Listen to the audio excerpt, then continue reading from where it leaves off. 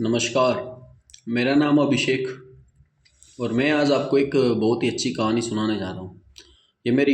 मैं ये सब कुछ मैंने होते हुए देखा है मेरी लाइफ में। और ये काफ़ी यूँ कहूँ कि शिक्षा लेने लायक कहानी है ये, जो हमारे देश में हो रहा है। हिंदू मुस्लिमों को अलग करना चाहते हैं, मुस्लिम हिंदुओं को अलग करना चाहते हैं, बीजेपी कांग्रेस को हराना चाहती है, उसको कभी सत्ता में नहीं आने देना चाहती है। कांग्रेस बीजेपी को हराना चाहती है, उसको सत्ता में नहीं आने देना चाहती है। ये सब उलझने, ये सब देश का बंटवारा, ये सब चलता रहता है। ये सब लोगों की मानसिकता है, ठीक है। ये लोग ये नहीं सोचते कि इंसान को, अगर इंसान इंसान है यार, इंसान इंसान है, कौन हिंदू कौन मुस्लिम, ठीक है। ये एक मानसिकता है जो लोगों ने इस तरह की बना ली है कि मुस्लिम अलग हिंदू अलग, दोनों एक ही है। काफ़ी सारी कहानियाँ, काफ़ी सारी बातें आपने इस रिकॉर्डिंग सुनी भी होगी, लेकिन मेरा एक लाइव एक्सपीरियंस मैं आपको सुनाना चाहता हूँ। टोंक ज़िले में, टोंक सिटी के अंदर एक विद्यालय पढ़ता है, गवर्नमेंट विद्यालय है, सरकारी स्कूल है, सिटी नंबर 12।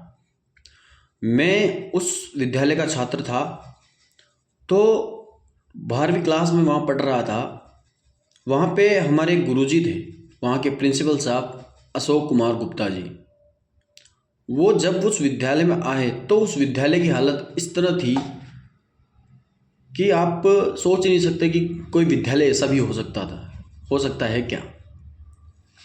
एक्चुअली जहाँ बच्चे पढ़ाई करते हैं उनके बगल में सुअर बैठे होते थे, कुत्ते लेटरिंग करके चले जाते थे, पेशाब करके चले जाते थे, गायें पड़ी रहती थी, जानवर पड़े रहते थे। और उधर सी क्लास चल रही है, टिन सेट के नीचे चल रही है, ठीक है। कुछ बच्चे आ रहे हैं, कुछ बच्चे नहीं आ रहे हैं, जब चाहो जब आ जाओ, जब चाहो जब चले जाओ। 10-5 बच्चे बैठ रहे हैं। हिंदू मुस्लिम का विवाद उस क्षेत्र में बहुत ज़्यादा था, दोनों समुदायों में झगड़ा बहुत ज़्यादा था। और जब हमारे गुरुजी आए तो उन्होंने उस विद्यालय की हालत देखी। जब उनका वहाँ ट्रांसफ़र हुआ तो उन्होंने सोच लिया कि इन बच्चों का जीवन मुझे किसी भी तरह से बनाना है। उन्होंने अपने प्रयास चालू कर दिए सरकार के पास।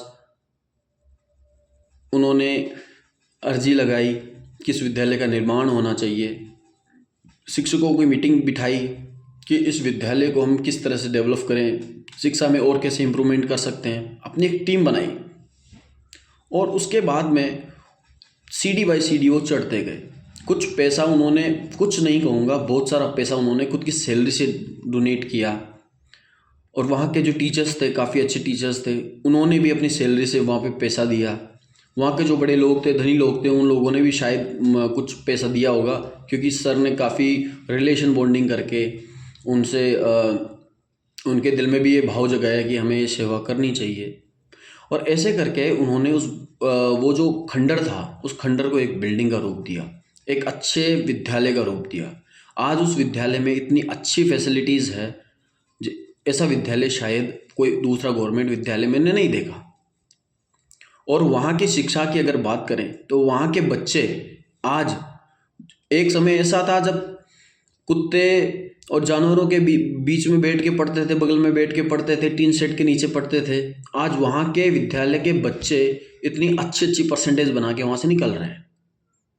और दूसरी बात, साथ ही वहाँ पे कोई मैदान नहीं है, विद्यालय का कोई मैदान नहीं है कि खेल सके, लेकिन वहाँ के बच्चे स्टेट जाते हैं, कुछ नेशनल जाते हैं, ठीक है।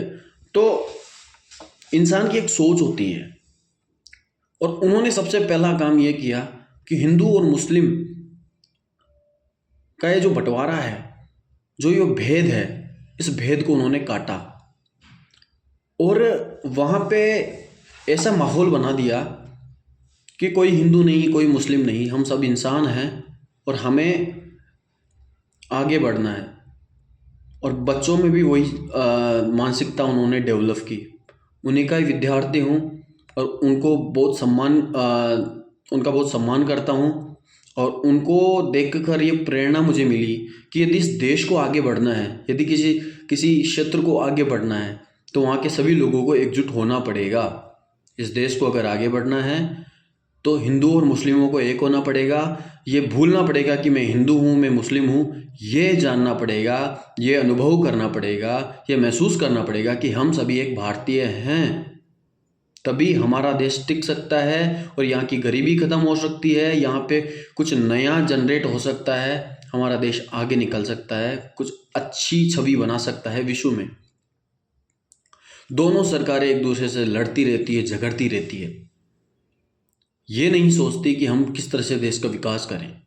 आधे से ज़्यादा समय, 5 साल का कार्यकाल होता है सरकार का, आधे से ज़्यादा समय तो उनका इसमें निकल जाता है कि नेक्स्ट चुनाव हमें ही जीतना है और सामने वाली सरकार को गिराना है ना। उस सत्ता को बनाए रखने के लिए ही वो संघर्ष करते रहते हैं। देश को हाउ कैसे डेवलप करना है वो सब भूल जाते हैं।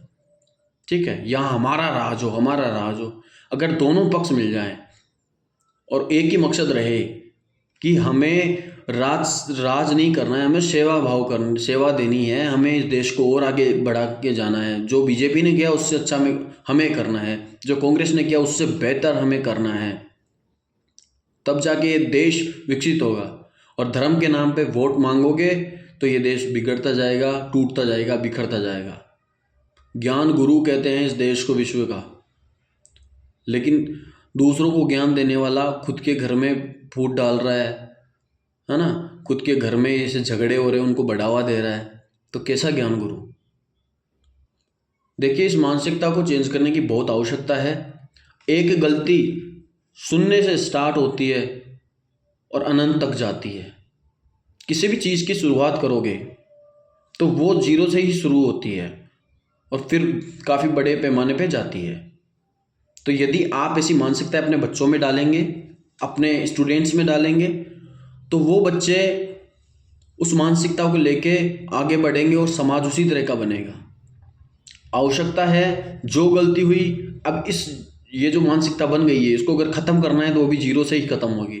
आज इसी वक्त से ख़त्म होगी यदि हम डिसीजन लेते हैं कि हम देश को सर्वोपरि मानेंगे, ना किसी धर्म को, तो जाके कुछ हो सकता है। और ये बहुत आवश्यकता है हमारे देश को समझने की। जो एक टीचर कर गया जिसने इतना सामंजस्य बिठा दिया वहाँ के लोगों में, इतना सामंजस्य बिठा दिया वहाँ के लोगों में कि उनमें कोई भेदभाव भी होता है, कोई ऊंच नीच भी होती है तो वो उनसे आके पूछते हैं और उनकी सलाह कराते हैं। ठीक है, वहाँ के हिंदू और मुस्लिम दोनों समुदायों के बच्चे वहाँ पढ़ते हैं, शांति से पढ़ते हैं, अच्छे नंबर लाते हैं। ठीक है, अच्छे दोस्त बनते हैं। ठीक है, तो अपने बच्चों को अपने ही समाज के किसी समुदाय के दुश्मन ना बनाएं, मित्रता बनाने की और आगे बढ़ने की उनमें क्षमताएं पैदा करें। धन्यवाद।